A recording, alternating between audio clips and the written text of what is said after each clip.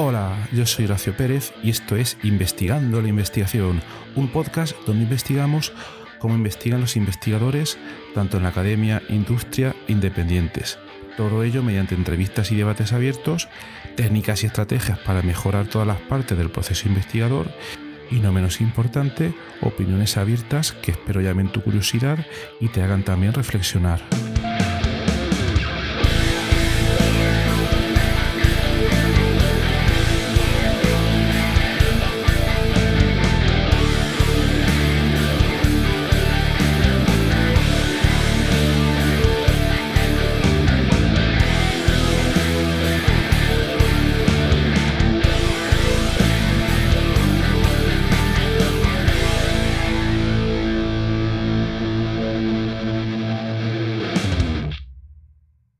Hola, buenos días.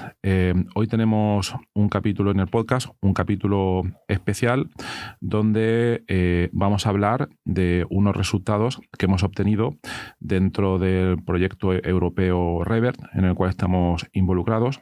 El proyecto REVER, os recuerdo muy brevemente, es un proyecto que está relacionado con la medicina personalizada y donde estamos participando. Ahora os comentaremos un poco más de detalles y vamos a hablar principalmente de un software que hemos desarrollado dentro de ese proyecto y donde tenemos el placer de tener hoy como invitado a Antonio Jesús Vanegas Luna. Hola, Antonio. Hola, Horacio.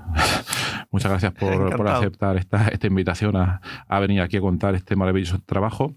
Y antes de nada, quisiéramos agradecer especialmente al Estudio de Radio y Televisión UCAM por permitirnos el uso de sus instalaciones para poder realizar la grabación de este episodio donde vamos a contar hoy la investigación que hacemos en la UCAM en este proyecto. Entonces, muchas gracias por permitirnos usar las instalaciones y por el postprocesado que vais a hacer luego tan maravilloso. Muchas gracias. Bien, obviamente también agradecer al proyecto REVER por la financiación que nos está permitiendo llevar a cabo este proyecto.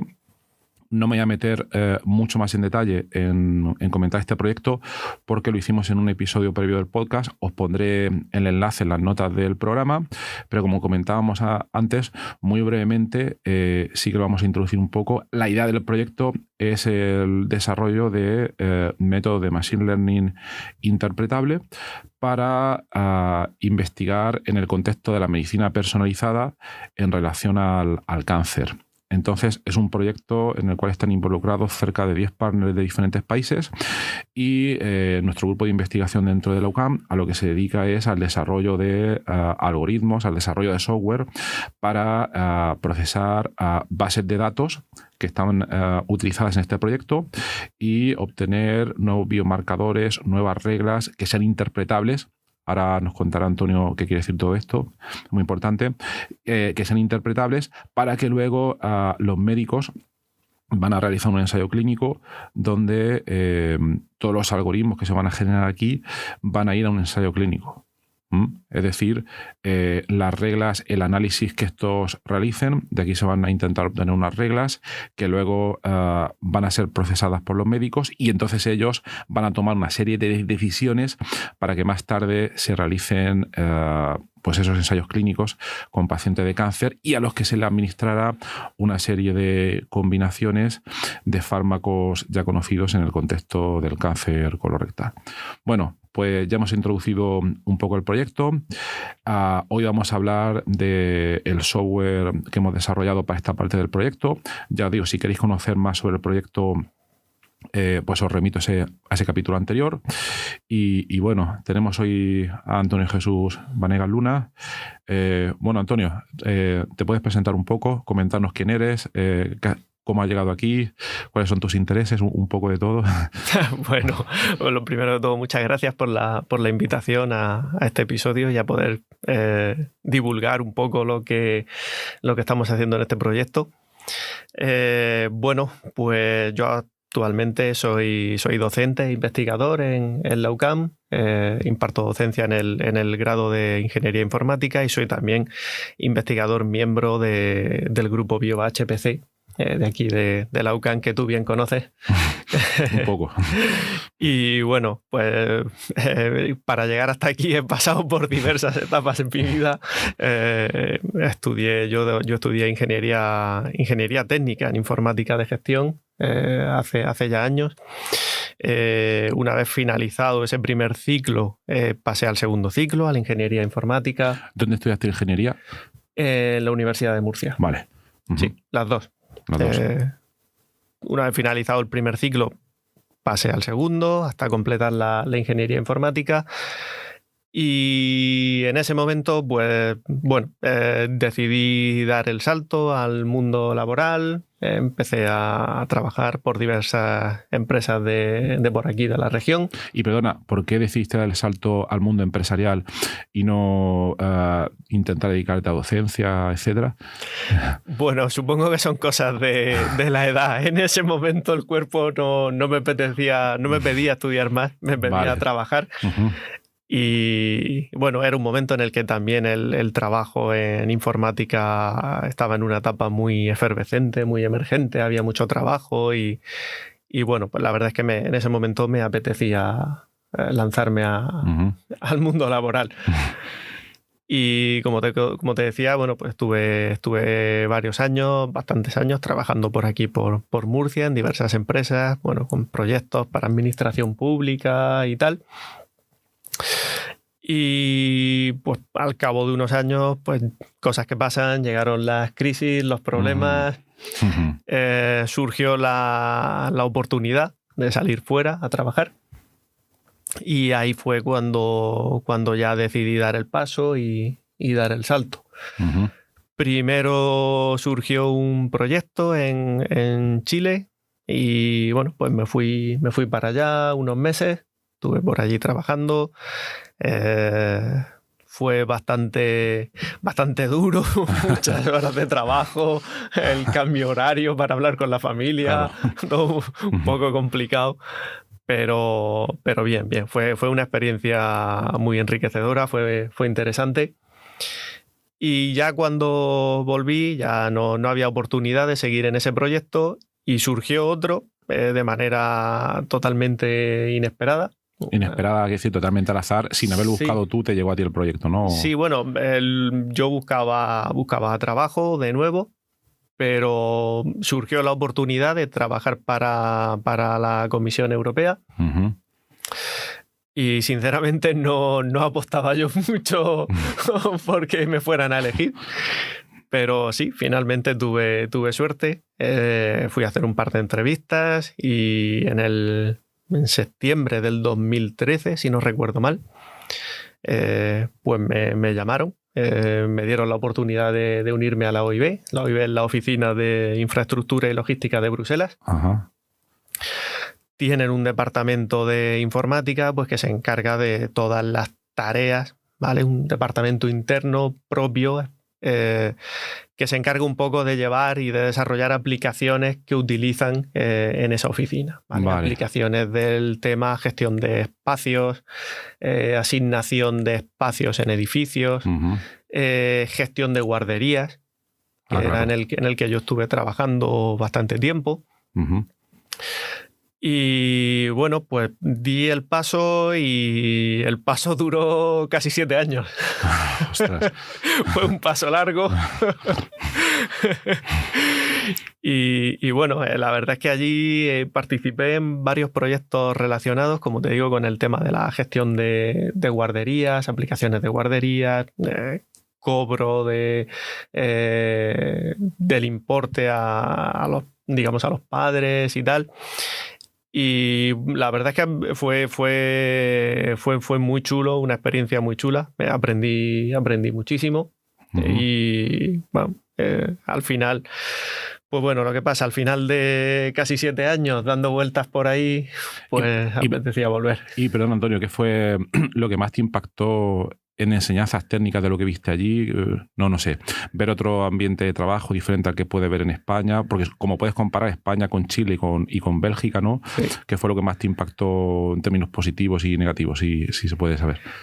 En términos positivos, sobre todo la diferencia cultural. Éramos un grupo bastante grande de gente y te diría que casi de lo que menos había eran belgas. Vaya. Aunque sea curioso. Pero había gente de distintos países, Francia, Italia, Portugal, varios españoles. Y al final esa mezcla de culturas y el poder habituarse uno a los métodos de trabajo de otra gente también, pues fue bastante chulo, como te digo. Ajá. En términos negativos, pues qué te voy a decir, a ti que has estado en Alemania, el clima era horroroso, llovía, hacía frío y siempre oscuro. Y siempre oscuro, vaya. Mucha diferencia con el sol que tenemos aquí en Murcia ya en estas fechas. Eso fue lo peor. Claro, eso es difícil de llevar siendo de aquí, ¿no? Sí, eso se lleva bastante mal. El tema de la comida también cuesta habituarse. Aquí se come bastante bien en comparación a lo que se ve por ahí. Muy bien, que se sepa. Sí. Y bueno, nada, como te decía, al cabo de casi 7 años, pues ya apetecía volver. Estar por aquí ya con la familia definitivamente. Y surgió primero la oportunidad de unirme al Rever como investigador. Y bueno, pues aquí me vine a intentar aportar lo que pudiera al proyecto y a unirme aquí a la UCAM.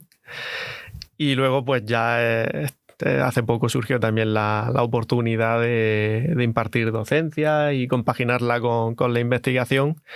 Y bien, la verdad es que muy, muy contento hasta ahora. ¿Actualmente eres docente? ¿En qué grado? En el de Ingeniería Informática. ¿Y desde cuándo? Pues desde septiembre. Este año he empezado con la docencia. Muy bien, a tiempo completo. A tiempo completo. Muy bien. Sí. Bueno, y además compaginando con la investigación. Sí, compaginándolo. Ahora comentaremos algún artículo que ha salido este curso. Ya queda poco tiempo para la investigación, pero bueno, se van buscando ratillos. Eso es interesante y siempre se busca un ratillo. Muy bien. Pues sí, estamos. Pues nada, entonces ya, Antonio, empezamos el proyecto Rever. Empezamos con Antonio Jesús. Esto empezamos oficialmente en, si no recuerdo mal, algo así como que fue marzo de 2020, ¿no? Sí. Empezamos en marzo. Bueno, el proyecto creo que estaba empezado un pelín antes, pero yo me uní ya en marzo y estaba empezando. Sí. Sí. El proyecto empezó oficialmente el 1 de enero de 2020, ¿vale? Antonio se incorporó a principios de marzo o febrero, ya no me acuerdo. A principios de marzo. Correcto, ¿vale? Y nada, empieza el proyecto a mediados de marzo de 2020, ya sabéis lo que pasó. Sí. ¿No? Y bueno, y entonces es un proyecto que realmente ha comenzado en el confinamiento, ¿vale? Y entonces lo primero que empezamos a hacer en el proyecto fue una revisión del estado del arte, de qué es lo que se había hecho en temas de... Porque como comentábamos antes, es un proyecto bastante amplio, tiene un presupuesto de 5 millones de euros, participan, lo digo de memoria, 7, 8 o 9 países diferentes, cada uno tiene un rol diferente. Nosotros nos ocupamos de la parte del Machine Learning y lo primero que hicimos al empezar el proyecto fue realizar una revisión del estado del arte, de lo último que se había aplicado en contexto de cáncer y machine learning, y sobre todo de la parte de interpretabilidad, porque esa parte de interpretabilidad es muy importante para este proyecto. ¿Nos puedes explicar un poco, Antonio, primero en términos generales, luego ya profundizaremos un poco qué quiere decir esta parte de interpretabilidad y qué supone para este proyecto? Bueno, la interpretabilidad o explicabilidad, hay todavía bastante discusión sobre si los dos términos son lo mismo o no. Pero bueno, lo utilizaremos indistintamente. Eso es. La interpretabilidad básicamente consiste en aportar información sobre cómo un modelo, por decirlo de alguna manera, un modelo de Machine Learning o de Deep Learning, ha sido capaz de llegar a una cierta predicción, ¿vale? Entonces, por ejemplo, cuando utilizamos este tipo de modelos, pues le damos unos datos de entrada y nos proporcionan una salida. Nos dicen, pues si en nuestro caso concreto, pues si un paciente tiene más o menos probabilidad de sufrir una enfermedad, pero no nos dice cómo, no nos dice qué ha pasado dentro de ese modelo, qué cálculos ha hecho o a qué datos de entrada ha sido a los que han prestado más atención para determinar esa salida. Entonces, la interpretabilidad consiste en intentar revertir ese proceso desde la predicción final hacia los datos de entrada para ver qué ha sido a lo que el modelo le prestó atención. ¿Vale? Es un poco... podemos imaginar el caso en el que a un médico le llega una analítica, le metemos a nuestro modelo los datos de la analítica y simplemente nos dice, pues, por ejemplo, si tenemos diabetes o si tenemos anemia, pero no nos dicen qué se ha fijado. No sabemos qué marcadores de esa analítica son los que hay que ver. Con lo cual, la interpretabilidad consiste en determinar qué ha mirado el modelo, por decirlo de alguna manera, para saber si tenemos anemia o si tenemos diabetes, porque para el médico eso es información relevante, poder saber eso. Exactamente, porque hasta ahora, para la audiencia que no sigue los temas de Machine Learning, hasta ahora, ahora mismo, ¿cuál es el hype ahora mismo? El hype ahora mismo, hype quiero decir, cosas que estén de moda en el ámbito de la tecnología. No sé si ahora el mayor hype es el metaverso o cosas, o las criptomonedas o cosas probablemente de este tipo, ¿vale? Parece que se está empezando a dejar de hablar un poco del Big Data y del Machine Learning, pero yo recuerdo cerca de 2013 el tema de Deep Learning empezó a surgir ahí y bueno, yo creo que has tenido ahí un plató de, no sé, unos cuantos años ahí que ha estado en boga, pero lo que no se decía entonces, que en relación a lo que comenta Antonio, es que todos estos métodos funcionaban bien en determinados contextos. Hay que leer también a veces la letra pequeña, pero nunca se hablaba de que los métodos no te explicaban ese porqué, que es por lo que acaba de comentar Antonio, ¿no? Y ahí estamos en una parte nueva que se está investigando ahora muchísimo. No te puedes fiar de las máquinas, ¿no? Yo no sé si lo compararía en el tema de los coches automáticos, los coches de auto, estamos hablando de Tesla, ¿no? Los self-driving cars y todas estas cosas.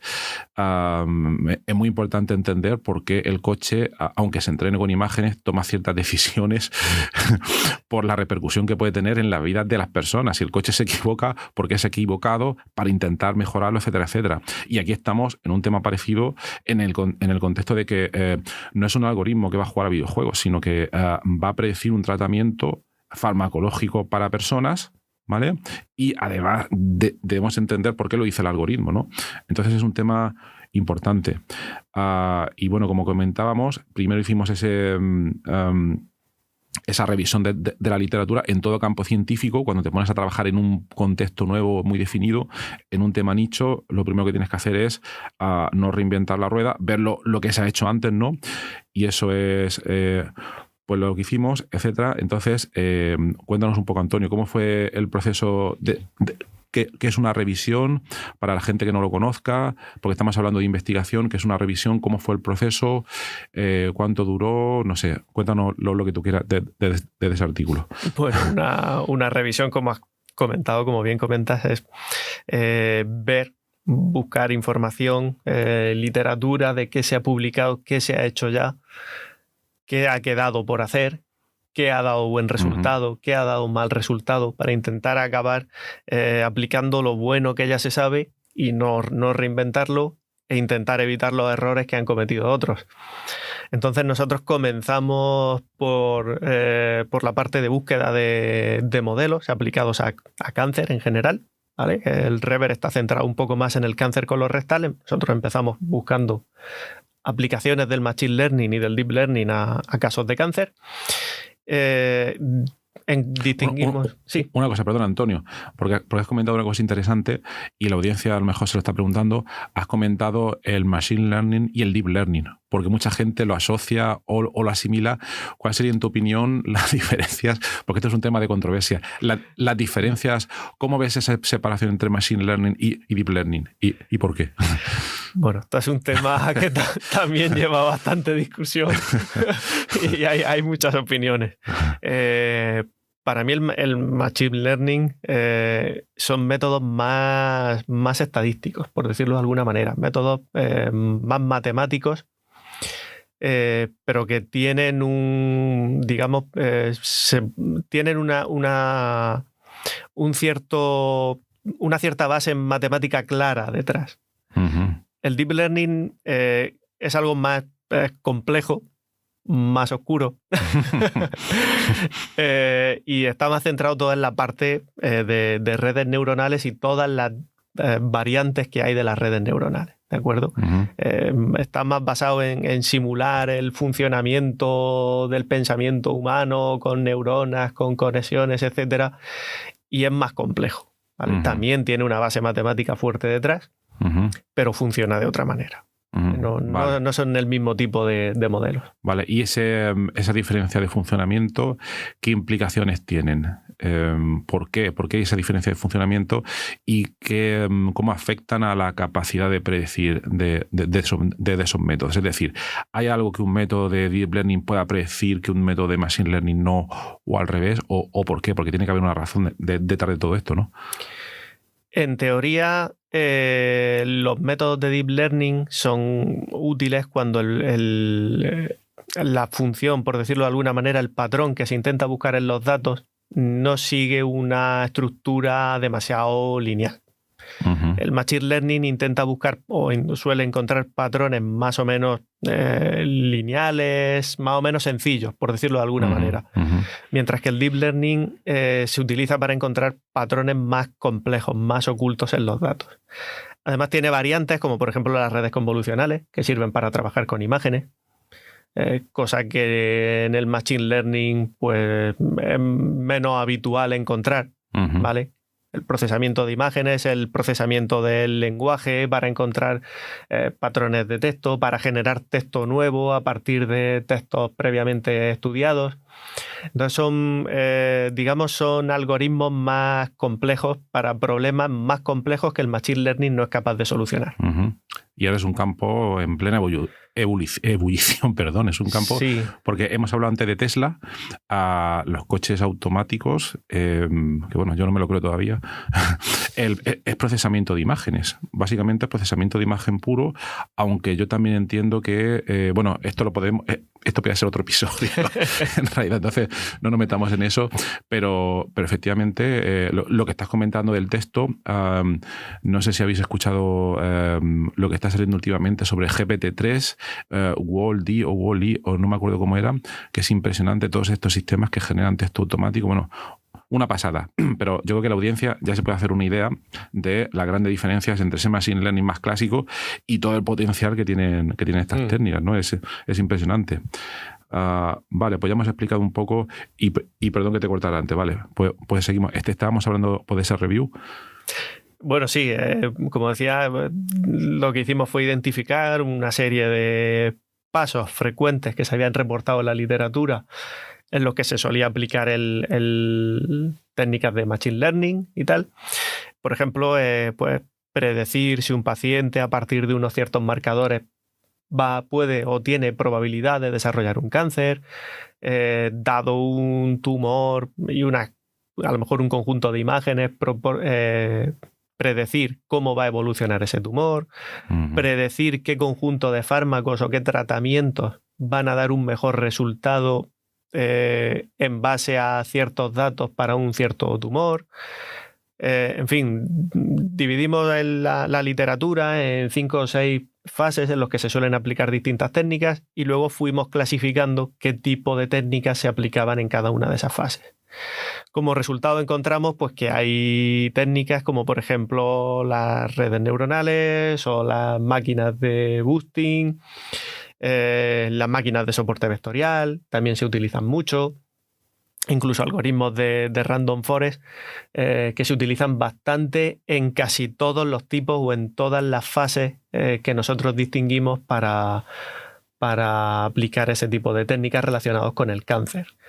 Aparte de eso, también hicimos un estudio con unas gráficas para intentar determinar el tamaño del dataset de entrada, el número de la cantidad de datos que harían falta o que se habían utilizado en estudios previos para ver qué cantidad de datos necesitaríamos para entrenar bien un modelo en función del modelo que se vaya a utilizar. Uh-huh.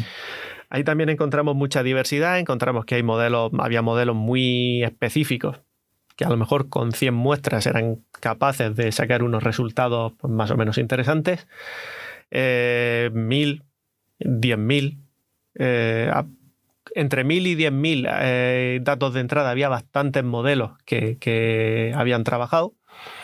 Y luego ya las redes neuronales y las redes convolucionales se disparaban a cerca del 1.000.000 de datos para sacar información realmente interesante. Es decir, nos dimos cuenta que para ciertos modelos hacían falta una gran cantidad de datos, mientras que para otros modelos con menos datos eran capaces de funcionar. Todo esto pues nos llevó entre que se publicó, se hizo el trabajo, se escribió, hubo que coordinar a varios autores, etcétera. Pues nos llevó cerca de un año. Nos llevó cerca de un año, cerca pero de un año, sí. Vamos a comentar un poco alguna cosa. Sí. Porque en este programa hay que comentar la ciencia, pero también es muy interesante, a mí al menos me parece interesante, los procesos pues, que hay detrás, ¿no?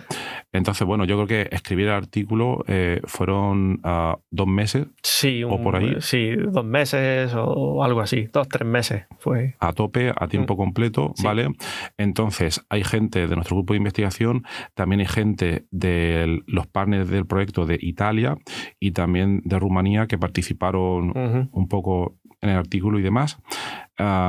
Y entonces terminamos de escribir el artículo. Antonio es el autor principal, el que coordinó todo el trabajo, etcétera. Y luego lo enviamos a una revista y eso fue principios de septiembre o ¿cuándo fue? Eso fue antes del verano. Fue antes del verano. Eso fue, diría que julio. Vale, fue finales julio. De junio o julio, sí. Vale. Sí. Vale, no sé por qué tiene yo septiembre. Vale, lo enviamos a una revista a principios de julio y cuando recibimos la primera contestación. Bueno, de hecho es que creo que no recibimos contestación. Creo que pasados como 4 meses contactamos directamente al editor.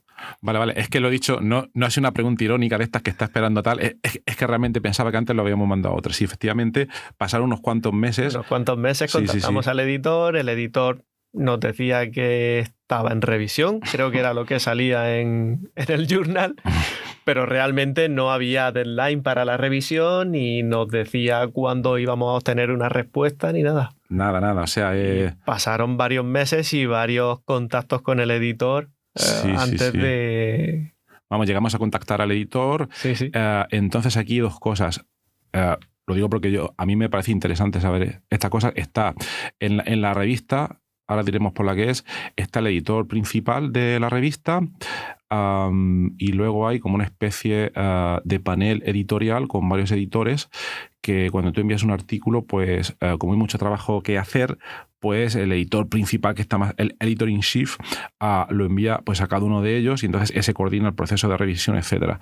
Y entonces nos tocó una persona, no vamos a decir nombres porque da igual, pero bueno, y nosotros intentamos contactar a muerte pues ambas personas, ¿no? Porque cuando envías un artículo, para los que estéis empezando en esto, os aconsejamos siempre mirar ante las estadísticas que hay desde cuando se envía el artículo hasta que está aceptado. Mucho cuidado con estas cosas, ¿vale? Porque puede influir muchísimo en vuestro trabajo. Entonces contactamos a este señor, nos daba largas, incluso le proponemos un día de hacer un Zoom, una videollamada. Exacto. Para ver qué es lo que pasaba y este señor parece que no estaba muy de acuerdo y demás. Total, que valoramos, contactamos al editor in chief, mira, está pasando esto tal, no sé qué, esperad un poco, pero claro, eran ya... ¿de qué estamos hablando? Lo habíamos enviado en julio y estábamos ya, no sé si en abril o no. Pues sí. O algo de eso. Sí, Navidad pasada. Habían pasado 6 meses por lo menos, 7 u 8 o demás, y entonces decidimos retirar el artículo porque la revista era Expert System with Applications, una revista que es muy buena, se publican artículos de gran calidad, hemos publicado algunos ahí, pero el proceso de revisión es muy largo y claro, cuando se tiene esta serie de incertidumbres, pues total, retiramos el artículo y ¿qué es lo que pasa a continuación? Bueno, pues decidimos enviarlo a otro journal, creo que había un special issue, no recuerdo mal. Y bueno, pues ahí ya fue bastante más rápido. Ahí ya dieron respuesta enseguida y en poco tiempo se publicó. ¿Cuáles fueron los tiempos? Pues no los recuerdo, pero diría que a lo mejor como mucho un par de meses, como mucho. Como mucho un par de meses, sí, efectivamente. Fue bastante rápido para lo que suele ser. Efectivamente, luego pondremos el enlace en las notas del programa, no a los editores, sino al artículo, ¿vale? Para que le podáis echar un vistazo. Fue aceptado. Hubo una pequeña revisión, obviamente, de todos los artículos pasa esto. International Journal of Molecular Sciences, una revista que consideramos buena. Luego hay un tema aquí que eso podemos dedicar un capítulo otro día.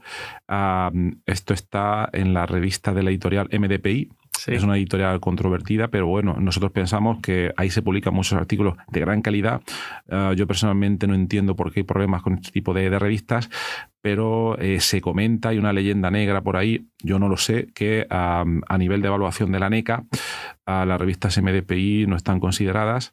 A mí me parece totalmente injusto, porque se publican artículos de gran calidad ahí y en los baremos de la NECA no ponen ningún sitio que no se pueda publicar en esas revistas. Pero bueno, es una opinión personal. Yo solo lo comento. Muy bien. Entonces, se acepta el artículo.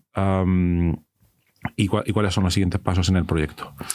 Bueno, pues los siguientes pasos fueron, una vez que ya habíamos hecho una revisión de las técnicas que se utilizaban y aproximadamente la cantidad de datos que íbamos a necesitar y tal, pues empezar a desarrollar algún tipo de modelo, algún tipo de código.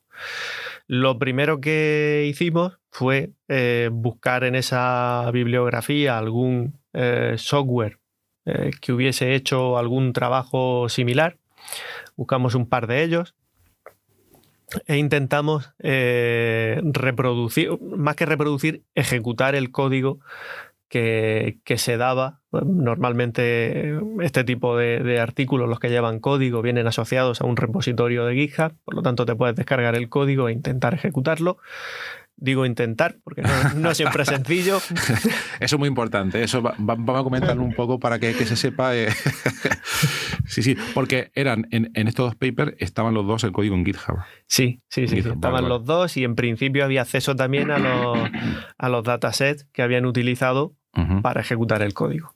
Muy importante, solo comentar que hay una tendencia cada vez más creciente cuando está desarrollando códigos a publicar y a juntar tanto los datasets utilizados como los códigos y, como comenta Antonio, depositarlo en GitHub.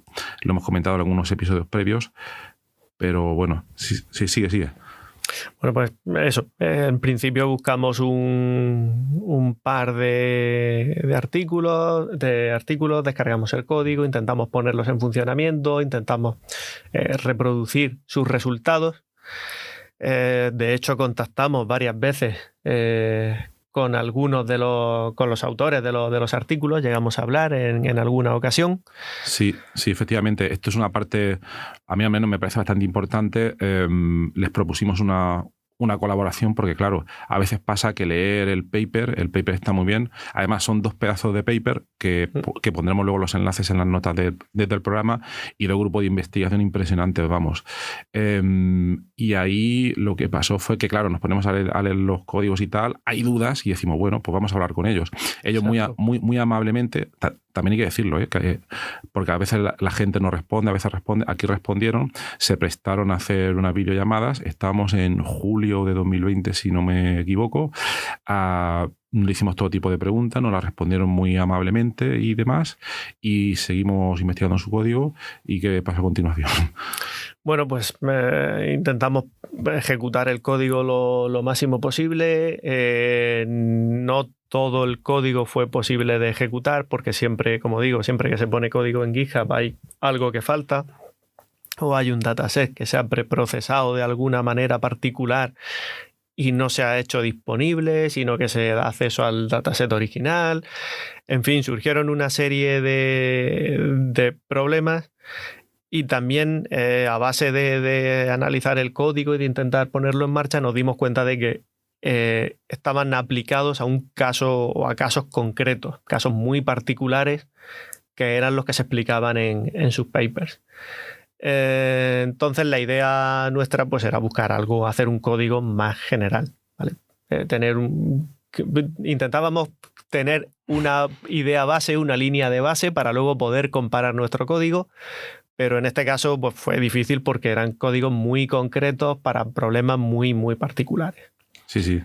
O sea, ahí nos dimos cuenta y además, bueno, también comentar, antes de que se nos olvide, iniciamos la colaboración con estos dos grupos y tenemos todavía, a raíz de hablar con ellos, se nos ocurrieron una serie de ideas y les pedimos ayuda, contribución en alguna de las partes en las que ellos eran expertos.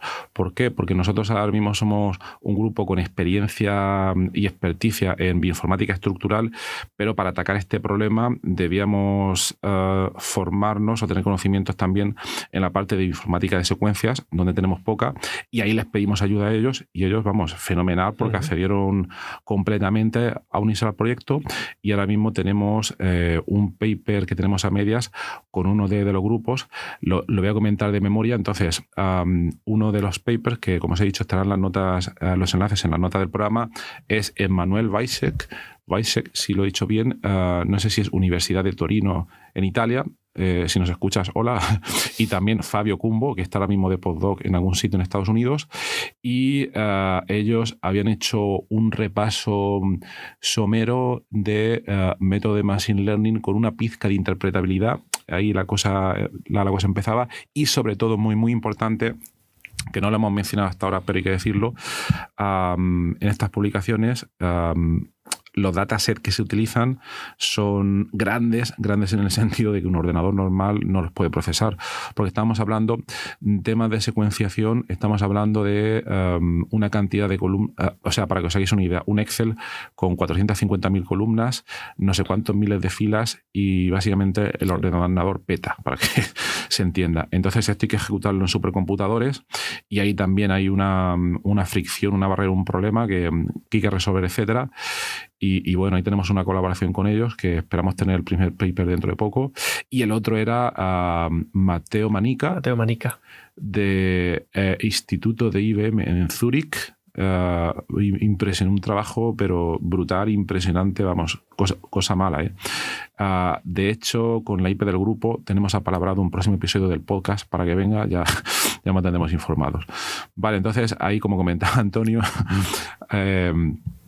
decimos, vale, vamos a intentar desarrollar un software general, ¿no? Esa fue la idea del diseño, y esta vez un poco desde cero, pero ojo, no totalmente desde cero, porque desarrollar un software totalmente desde cero tiene un coste muy, muy elevado. Entonces tomamos una serie de decisiones en cuanto a librerías.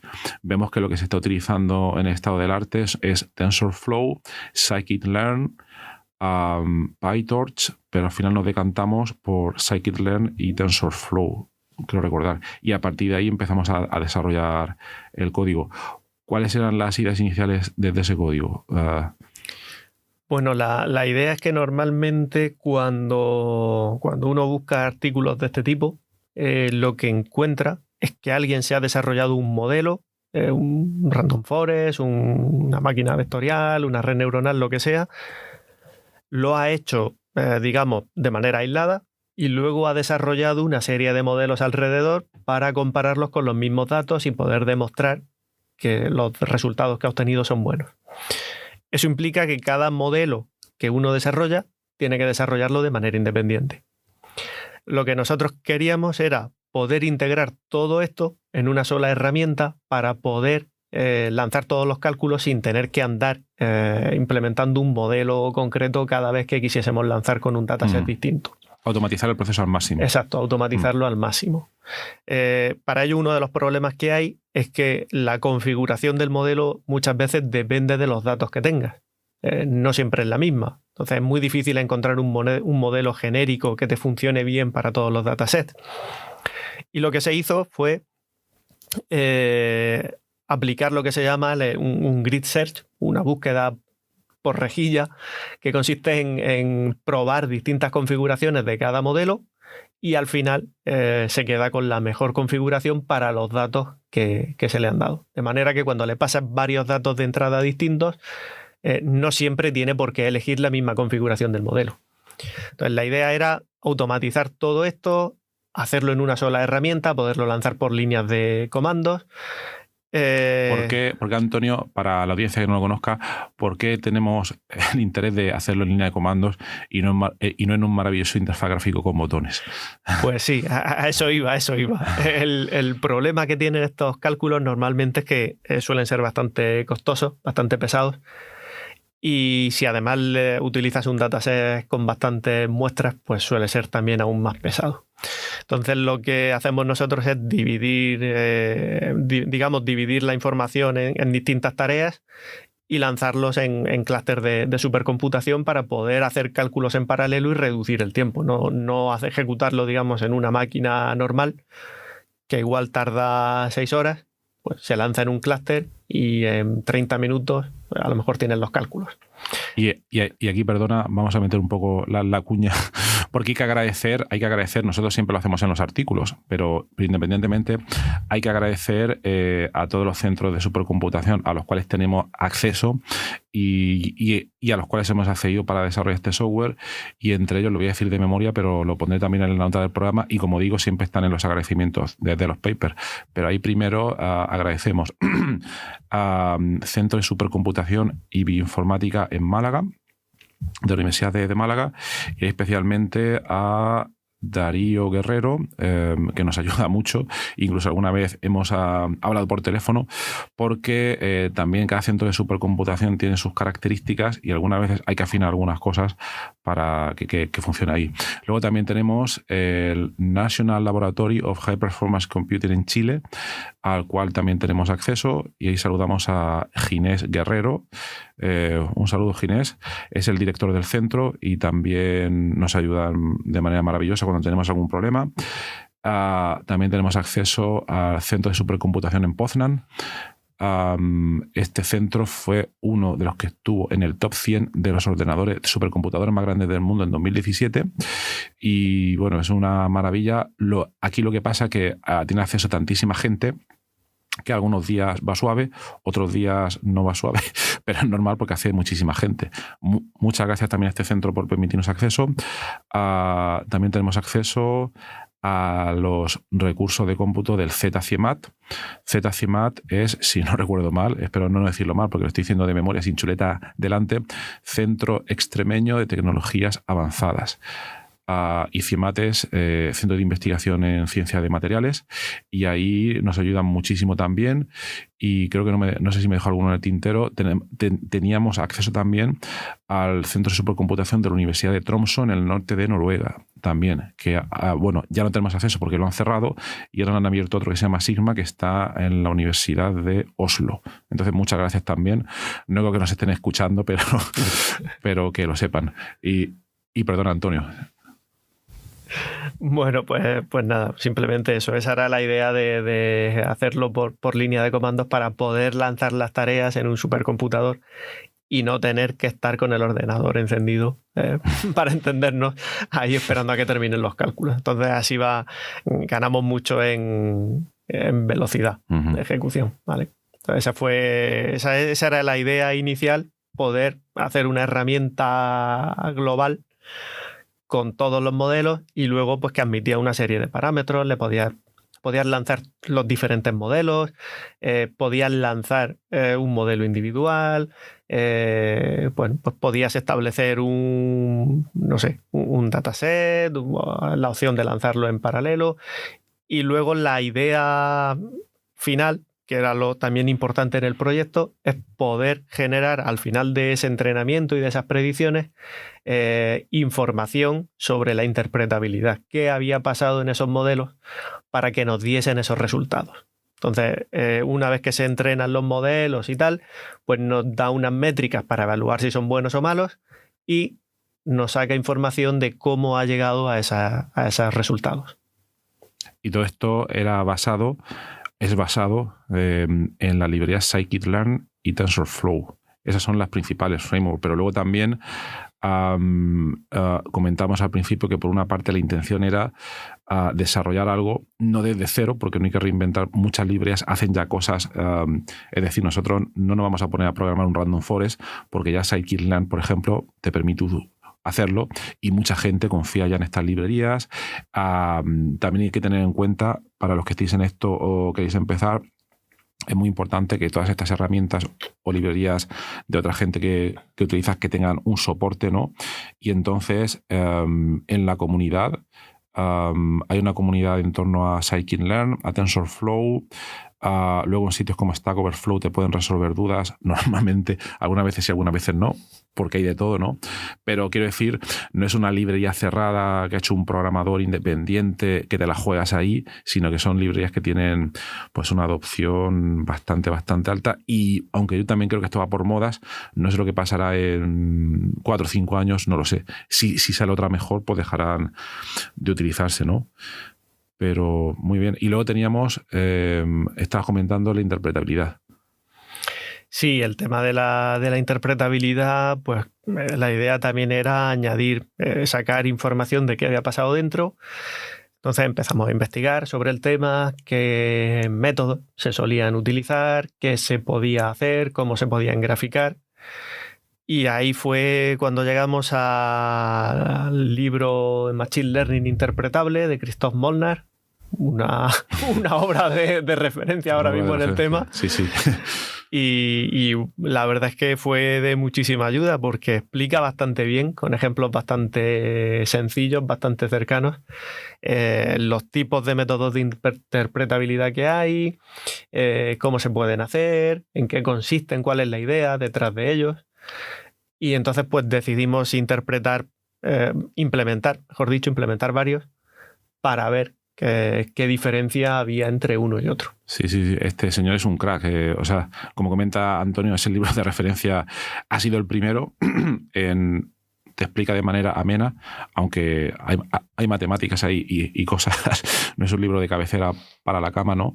Pero está muy bien, y como nota curiosa, yo también invité a Christopher Molnar al podcast, pero dijo que tiene mucho lío y que se lo recuerde más tarde. Y una cosa muy interesante también, como aquí hablamos de investigación y demás, Christopher Molnar escribió un pedazo de libro,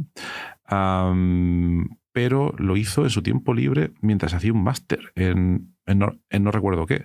Y su fallo, que reconoce más tarde, luego empezó un doctorado, y su doctorado parece que no tuvo éxito porque todo el curry que se había pegado en este libro, como no lo había publicado como papers, pues no le contaba.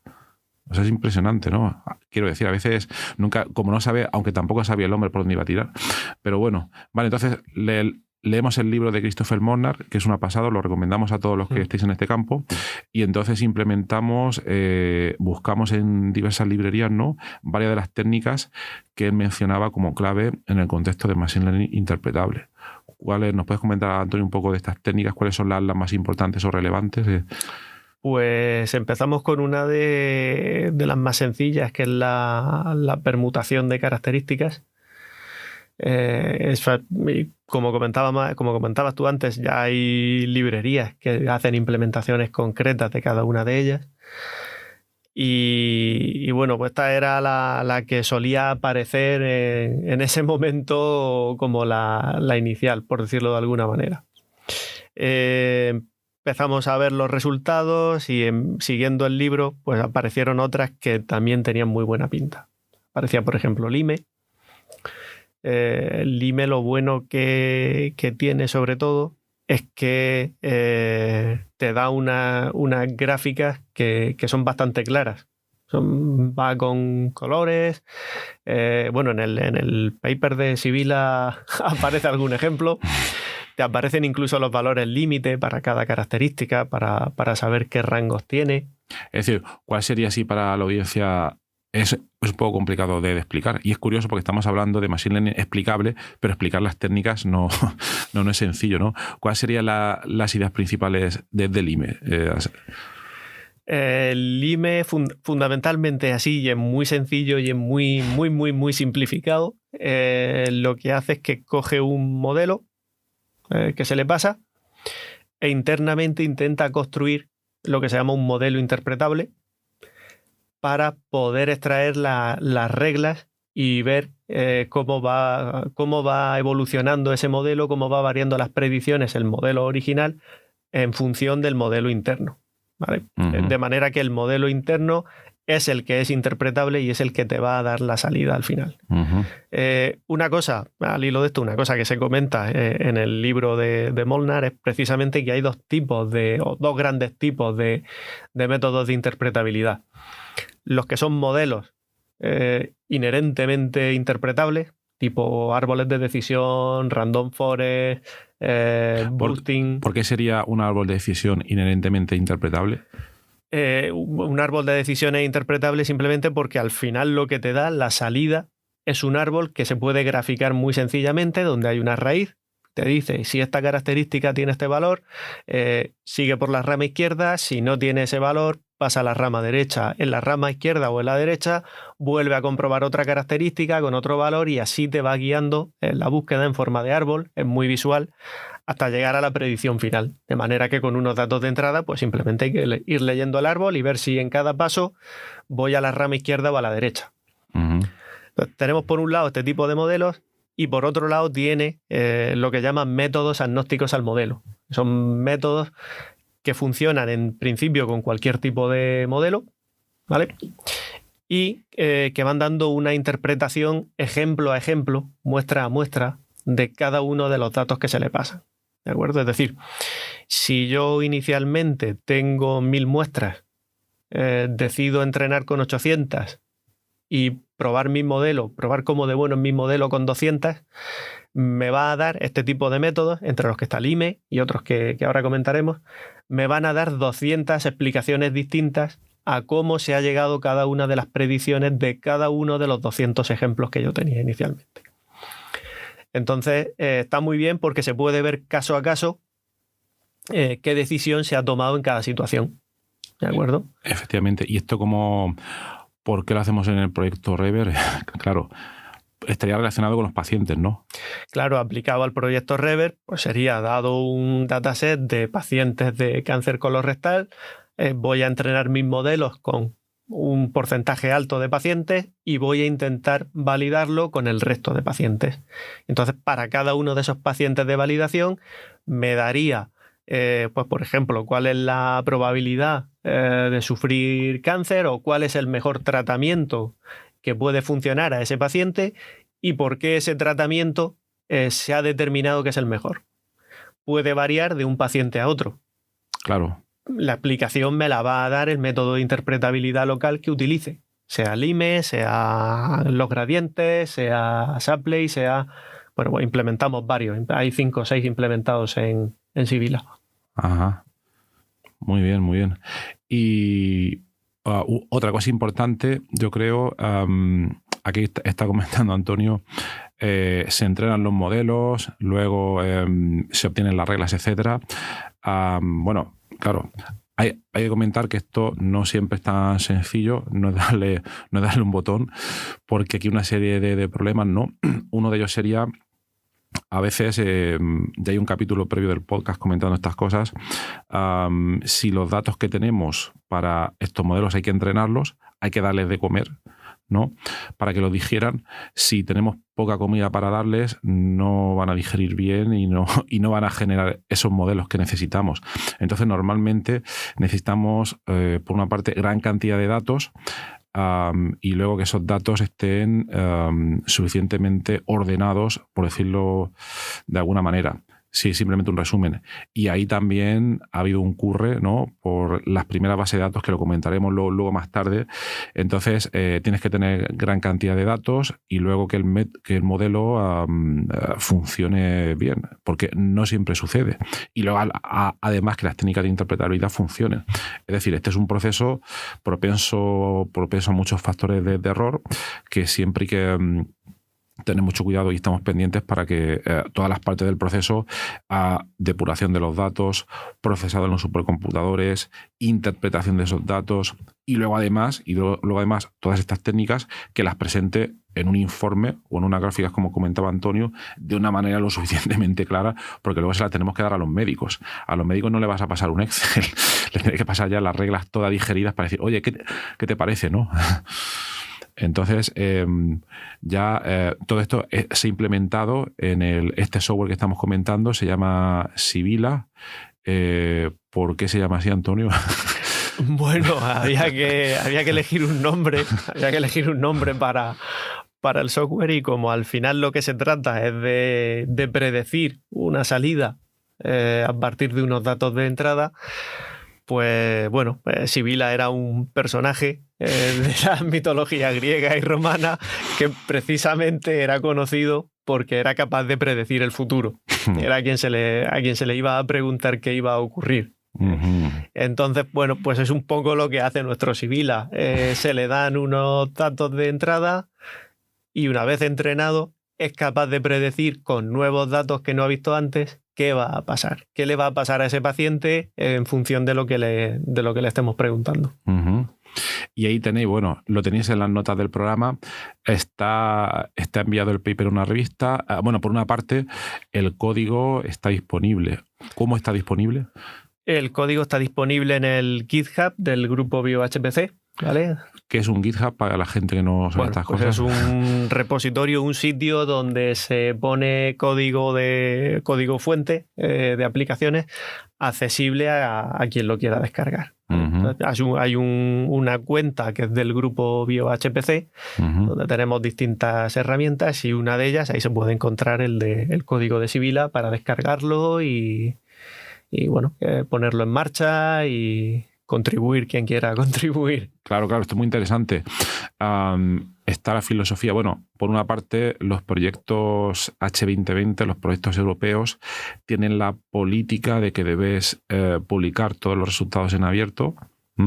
Normalmente se refieren a las publicaciones hasta ahora, es decir, cuando publicabas un paper, tenía que estar en una revista Open Access, como hemos hecho en esta primera revisión, y también, esto no se dice de manera tan explícita, pero también están empezando a fomentar que todos los códigos que se desarrollen, que estén disponibles para que toda la gente, como está hecho aquí en este GitHub, puedan acceder a ellos. Pero también es interesante lo que ha comentado Antonio, ¿no? Que la gente se puede unir a colaborar, a modificarlos. ¿Cómo es eso? Sí. Bueno, los desarrolladores o quien tenga cierto interés puede descargar el código de GitHub, puede crear su propia rama y luego, es decir, una rama es como una copia de ese código, pero para hacer cambios concretos, pues sobre unas características, para arreglar un error o lo que sea, y luego solicitar que esos cambios se integren en la versión principal del programa, del código original. Nosotros lo analizamos, lo aprobamos, si lo vemos conveniente y todo sigue correcto, pues se integra. O sea que si sois programadores y estáis escuchando esto y os interesa, echadle un vistazo, que es muy interesante y muchas cosas que se pueden contribuir. Bueno, y esto está, como comentamos, el artículo está enviado a una revista, ¿no? Fue hace un mes o algo así, ¿no? Sí, fue hace unas semanas, fue en mayo, no recuerdo a qué altura de mayo, pero hace unas 3 semanas o algo así. Está enviado y en espera de revisión. A ver qué pasa. Esperemos que no tarden muchos meses como pasó en otro caso, pero estamos ahí atentos, ¿no? Y luego también lo que os recomendamos siempre, que si la revista donde vais a enviar el artículo lo permite, porque no todas lo permiten, es el depósito previo de un preprint. Ya hemos explicado previamente en el podcast lo que es un preprint, pero básicamente es una versión previa a la misma versión del paper que vas a enviar a esa revista, la pone ya en abierto en un sitio, es un repositorio de preprints, y entonces así la gente ya puede ver tu proyecto, lo que estás desarrollando, y tu proyecto puede empezar a generar impacto y no te tienes que esperar a 5 o 6 meses como nos ha pasado en otros casos para que la gente conozca tus herramientas. Y aquí consideramos que es especialmente importante para que quien quiera colaborar o quiera empezar a utilizar la herramienta pues pueda hacerlo, ¿no? Repositorios de preprints hay muchos, ya lo hemos comentado previamente. Este se depositó en Archive, es uno de los clásicos en Computer Science. Y se nos ha olvidado comentar una cosa, ¿no? Hay una versión web desde la herramienta, ¿no? Sí, hay una versión web, está ya operativa, está también en el preprint, aparece el enlace. Es mejorable, pero de momento, bueno, pues está operativa, claro, y se puede ir utilizando. Claro, o sea, quien la quiere ir probando, ahí tenéis el enlace. Como comenta Antonio, todo es muy mejorable, pero es una MVP, Minimum Viable Product, que tenéis ahí para empezar a probarlo. Y nada, lo recomendamos. Y si lo probáis, el feedback es bienvenido para intentar mejorarla, ¿vale? Cualquier cosa que veáis, ¿no? Vale, pues comentamos un poco del paper por encima de Sibila, ¿no? ¿Cuál sería la estructura? ¿Qué partes, Antonio, destacaría del paper? Bueno, pues al principio se empieza por una introducción intentando explicar un poco por qué la inteligencia artificial en general está comiendo mucho terreno, está ganando muchísimo terreno en contextos sobre todo médicos, en diversos contextos, pero especialmente el que nos interesa, que es el contexto médico, ¿vale? A raíz de eso se intenta explicar por qué la interpretabilidad es necesaria, como decíamos, precisamente para que los médicos sean capaces de confiar en este tipo de herramientas, ¿vale? No sea ahí una cosa que el médico piense, me tengo que fiar de lo que me dice este programa, sino que, bueno, este programa me da este resultado, me predice esto, hay un razonamiento, por decirlo de alguna manera, detrás, y ahí tiene una base detrás. Se explican, bueno, aquí se explican en detalle pues, todas las librerías que utilizamos, todos los modelos que utilizamos, cuándo se puede utilizar clasificación y regresión, ¿vale? Que también es una cosa que no hemos comentado, pero que Sibila es capaz de hacerlo. No solo hace clasificación binaria, que es lo que hace ahora mismo, sino que también es capaz de aplicarse a problemas de regresión para predecir un valor concreto, ¿vale? Un valor continuo. ¿Cómo podemos poner un ejemplo de clasificación y regresión en el contexto médico de pacientes? Pues, por ejemplo, el caso de clasificación sería alguno de los que hemos comentado ya, ¿vale? Es decir, pues, ¿qué probabilidad, o más que qué probabilidad, si un paciente es propenso a padecer cáncer o no? ¿De acuerdo? Eso sería una clasificación. O es propenso o no es propenso. En el caso de la regresión, pues sería predecir un valor concreto. Es decir, pues cuál va a ser el nivel de glucosa de un paciente a partir de unos ciertos marcadores. Vale. Y te da un valor exacto, aproximado, ¿no? Pero un valor que no es sí o no, sino que es un valor concreto. Vale. Se explican también aquí en el paper, bueno, pues todos los métodos de interpretabilidad que utilizamos, las librerías que se han utilizado para implementar cada uno de ellos, todo esto acompañado con gráficas. Y luego una cosa importante que no hemos comentado hasta ahora, pero que es el otro punto fuerte de Sibila, aparte de la interpretabilidad y de unir varios modelos, es que cuando uno utiliza técnicas de interpretabilidad, que van ejemplo a ejemplo, se dará cuenta que muchas veces para el mismo ejemplo un método distinto da una explicación diferente. Por ejemplo, en el caso de un cáncer de pulmón, pues puede ser que un método me diga que lo más importante es que el paciente sea fumador, pero puede ser que otro método me diga que el paciente haya padecido anteriormente otro tipo de enfermedad respiratoria, independientemente de que sea fumador o no. A lo mejor otro método me dice, y esto me lo estoy inventando, que a partir de cierto nivel de azúcar, de glucosa, el paciente es más propenso a tener cáncer de pulmón. La idea es, al final el resultado es que con qué método me quedo, cuál es el bueno, claro. ¿Cuál me está dando la explicación buena?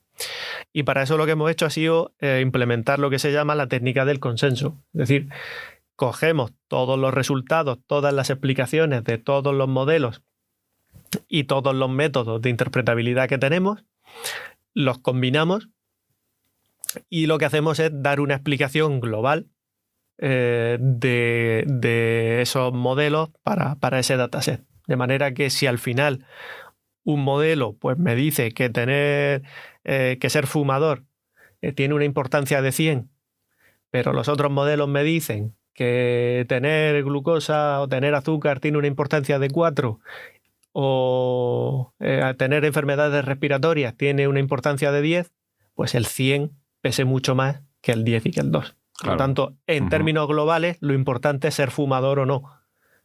¿Vale? Entonces se hace un consenso y se mezcla, se combinan todas esas explicaciones en una explicación global, promedio, que intenta dar, así en un resultado un poco esquemático, cuáles son las variables de entrada que realmente han importado para todos los modelos. Todo esto viene por aquí, bueno, en el paper se pueden ver pues todas las gráficas que genera. Todas estas gráficas luego salen en un PDF, en unos PDF, ¿vale? Están disponibles cuando uno las utiliza. Y luego pues se aplica a casos reales. Bueno, a casos reales, a casos de estudio previamente estudiados, ¿vale? Un primer ejemplo sería el de la regresión para predecir el número de bicicletas que se van a alquilar, ¿vale? Este es un ejemplo que aparece en el libro de Molnar, precisamente, y que en ese libro se puede ver que en varios capítulos da varios resultados distintos, ¿vale? La interpretación precisamente no es la misma en función de la técnica que se utilice. También se ha probado otra cosa que hemos utilizado bastante, son los llamados datasets sintéticos. Consiste en que si yo tengo un dataset médico y me predice cuál es la probabilidad de sufrir cáncer, pues a priori yo no sé qué resultados van a ser los buenos, van a ser los reales. Entonces lo que se hace es crear un dataset sintético, una serie de datos generados aleatoriamente, pero que siguen siempre un mismo patrón. Por ejemplo, que dependan de dos variables o que se sume la primera y la quinta y se le reste la octava, alguna cosa así, ¿vale? Digamos que se hace una tabla de datos aleatorios y luego la salida va a depender de algunas de esas columnas. Esas reglas las ponemos nosotros, ¿no? Esas reglas las ponemos nosotros, porque la idea es saber qué es lo que me debe salir después. Claro, nosotros ya sabemos la regla y ponemos la máquina a prueba, claro, a ver si es capaz de sacarla, ¿no? Claro, entonces, una vez que se entrena el modelo y se aplica la interpretabilidad, me debe coincidir que las variables que ha identificado como más importantes son las que yo determiné que iban a marcar la salida, ¿vale? Con lo cual, como dice Horacio, es una prueba que se le hace a la máquina para ver si realmente está interpretando bien lo que ha pasado ahí dentro o no, ¿vale? Una prueba que da también bastante, en este caso dio bastante buenos resultados, como se puede ver en el paper. Y luego lo que se buscó fue un ejemplo parecido a nuestro caso real de Rever, que es aplicarlo a un dataset médico, ¿vale? Entonces, en este caso lo que se buscó fue un dataset relativamente reciente en el que había datos para predecir si un paciente es propenso o no a sufrir un ataque al corazón. Se ejecutaron todos los modelos. Bueno, por aquí están los resultados. Aparecen unos datos que no están nada mal. Aparece una UC de casi 0,90. Y luego pues se muestran ejemplos con algunas de las técnicas. Por ejemplo, en este caso concreto, pues lo que se muestra es el LIME y se nos va marcando en un caso concreto en el que el paciente sufriría un ataque al corazón y un caso en el que es muy claro que no lo sufriría, qué variables son las que han influenciado esa decisión y qué valores, qué márgenes son los que tenemos que fijarnos. Bueno, todo esto pues se discute luego aquí en el paper. Y bueno, pues se observa que sí que tiene cierto sentido la información que nos está dando, ¿vale? Por lo tanto, esta parte también es bastante interesante. La parte de los casos de estudio junto con la de la sección 2 de consenso, modelos, etcétera, son las dos partes interesantes. Y luego, pues bueno, simplemente ya la discusión y las conclusiones. En la discusión sí que se compara aquí también al hilo del ejemplo del ataque al corazón. Se comparan las dos muestras para probar que realmente los rangos que se obtienen, los valores que se obtienen de las variables son excluyentes, no están solapados. Es decir, claro, si la glucosa es mayor que 100, pues pasará una cosa, y si es menor que 100, pasará otra. Con lo cual, o es una cosa, o se da un caso o se da el otro, claro, pero no se solapan. Exactamente. ¿Vale? Y también comentar que mediante estas técnicas a veces se pueden sacar, si la estadística es buena, los datos, incluso los intervalos. Sí. ¿No? Sí, como hemos visto en el caso de dataset sintéticos. Exacto. En el caso del IME en concreto, pues da unos rangos. Y otros algoritmos que utilizamos, tipo Rulefit o Reaper, que son algoritmos que están basados en reglas, lo que hacen al final es sacar qué reglas han cumplido los datos para dar ese resultado. Muy bien, pues ahí a ver si lo aceptan pronto, pero de todas maneras ahí tenéis la información, tanto para leer el paper como para acceder al código, para el servidor web. Vamos, tenéis, si os interesa, ahí lo tenéis y lo pondremos en las notas del programa. Y bueno, actualmente también estamos utilizando, estamos esperando dentro del proyecto Rever a poder utilizar los datos, porque algunos se estarán preguntando, pero a ver, ¿por qué no habéis puesto en ese paper los datos del proyecto Rever? Porque todavía no tenemos acceso, ¿vale?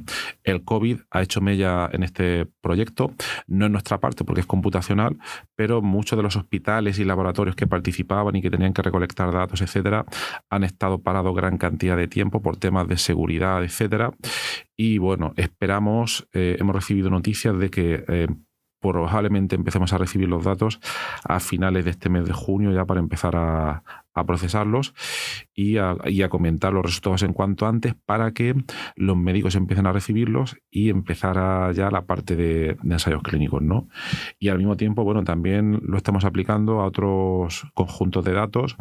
También no podemos dar muchos detalles, pero bueno, estamos en temas de diversas enfermedades, pero por motivos de propiedad intelectual no podemos dar más detalles ahora mismo. Otro día explicaremos por qué, cuando esté todo publicado, ¿no? Y nada, ¿qué más podemos añadir de Sibila? ¿Podemos añadir algo más? ¿Cuáles serían los próximos pasos, etcétera? Bueno, pues lo que nos queda, los modelos están desarrollados, el software está desarrollado, un software que está, como he dicho, está todavía en continua evolución, siempre se encuentra algo que mejorar, siempre hay algo que hacer más eficiente o algo que añadir. Y el siguiente paso inmediato sería, una vez que estén los datos de Rever disponibles, la base de datos disponible, pues empezar a entrenar los modelos ya para calibrarlos para esos datos. Para empezar a sacar ya interpretaciones y modelos ya que se vayan a utilizar realmente en el contexto de ese proyecto para pacientes de cáncer colorectal. Y luego otra tarea que se va a hacer en Rever, pero eso ya es otro grupo de trabajo, eso ya no es cosa nuestra, es desarrollar una aplicación móvil que hace uso de Sibila para lanzar los cálculos. Con lo cual entiendo que la aplicación llamará a Sibila con una serie de datos y esa información se le mostrará al médico en su dispositivo móvil. Decimos entendemos porque la parte de la aplicación móvil ya no la desarrollamos nosotros, sino que la desarrolla otro grupo. En este caso, si no recuerdo mal, es Imagomol. Es una fundación consorcio que está en Rumanía y están ahora mismo preparando ya la aplicación para poder hacerla funcionar. Entonces, nada, nosotros iremos informando de los avances. ¿Por qué vamos informando de todo esto? Primero, porque nos interesa divulgar el trabajo que hacemos.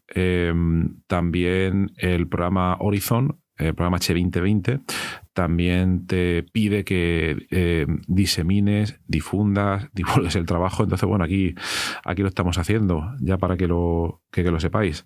También sería interesante a nivel científico hacerlo en inglés para que llegue a otros países, pero ya no nos da la vida. Quizás otro día, no sé, pero bueno, por lo menos aquí estamos haciendo nuestra parte y bueno, no sé si comentamos algo más o... Pues bueno, en principio creo que hemos cubierto todo lo fundamental de Sibila, para qué sirve, cómo surge, todos los medios que hay para utilizarlo, ¿vale? Está el código, está el preprint, el servidor web y, en fin, bueno, creo que no nos dejamos nada en el tintero. No creo que no. Bueno, también comentar, también estamos explorando la posibilidad de utilizar Sibila para hacer predicciones dentro de otros contextos que no son ya tan médicos. sino farmacológicos, porque otra de las líneas que nos dedicamos en el grupo de manera más clásica es el descubrimiento de fármacos, y entonces Antonio ha explorado cómo conjuntar las predicciones de Sibila con otra herramienta que él desarrolló que se llama Bruselas, ¿no? ¿Nos puedes comentar un poco qué es eso de Bruselas? Sí, bueno, Bruselas es un servidor web, ¿vale? Una aplicación web para lanzar cálculos de cribado virtual, de virtual screening, ¿vale? Esta herramienta la desarrollé durante mi tesis doctoral, precisamente aquí en la UCAM. Y bueno, está disponible, tiene bastantes visitas, está teniendo bastante éxito. Y la idea de Bruselas es pues, pasarle un compuesto, una molécula, una llamada query, una molécula de referencia, y aplica distintos métodos de cribado virtual, distintos software de cribado virtual basado en ligandos.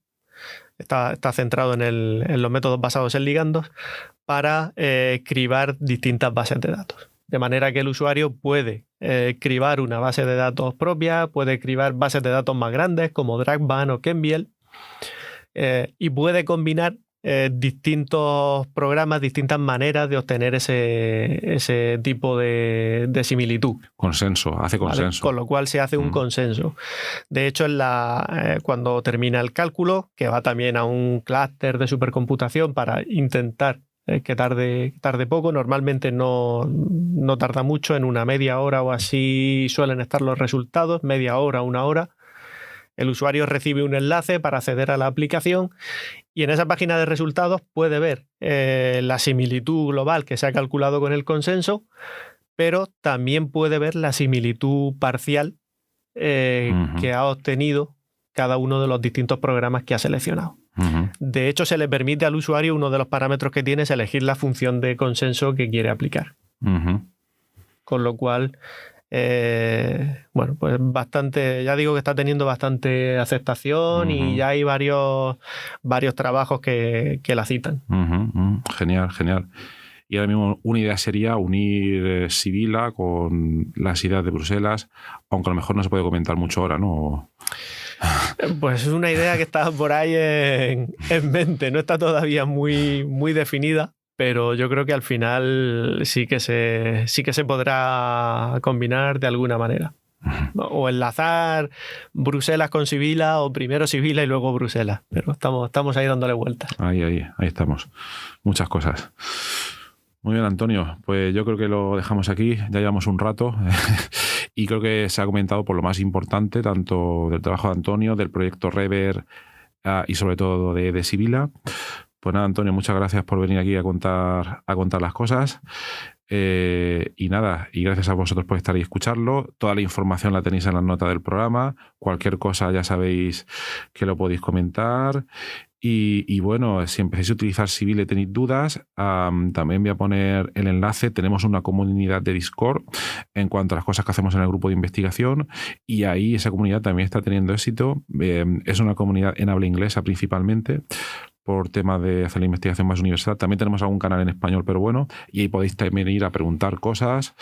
También tenemos una competición de blind docking ahí, que eso lo comenté en otro episodio, pero todo esto comentarlo porque si empecéis a utilizar Sibila, podéis venir ahí y Antonio responderá o responderemos.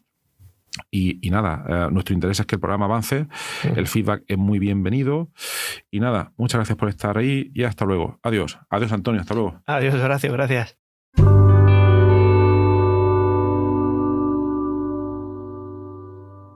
Muchísimas gracias por haber escuchado hoy este episodio del podcast Investigando la Investigación, y también sobre todo gracias por haber llegado hasta aquí, porque esto es ya el final del episodio del podcast. Si ya conoces el podcast y me conoces a mí, pues esta parte ya te la puedes saltar, pero si acabas de llegar al podcast y quieres saber un poco más sobre él, te recomiendo que te quedes solo un momento.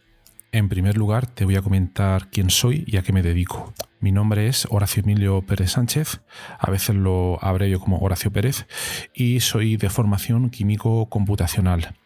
Actualmente estoy contratado en la Universidad Católica de Murcia, UCAM, donde me dedico a tareas de investigación. Soy actualmente el investigador principal del grupo de investigación en bioinformática estructural y computación de altas prestaciones, donde nos dedicamos a desarrollar métodos avanzados de descubrimiento de fármacos, a implementarlos en supercomputadores debido a la gran cantidad de cálculos que estos tienen que realizar, y además proporcionamos acceso a dichos métodos a través de servidores web o a través de otro tipo de herramientas bioinformáticas. Al mismo tiempo, aplicamos dichos métodos a problemas relevantes dentro del descubrimiento de nuevos fármacos, y los compuestos que descubrimos los patentamos y los licenciamos a diversas empresas. También soy docente en diversos grados en la UCAM, como puede ser el grado en farmacia, el grado en ingeniería informática y el grado en medicina.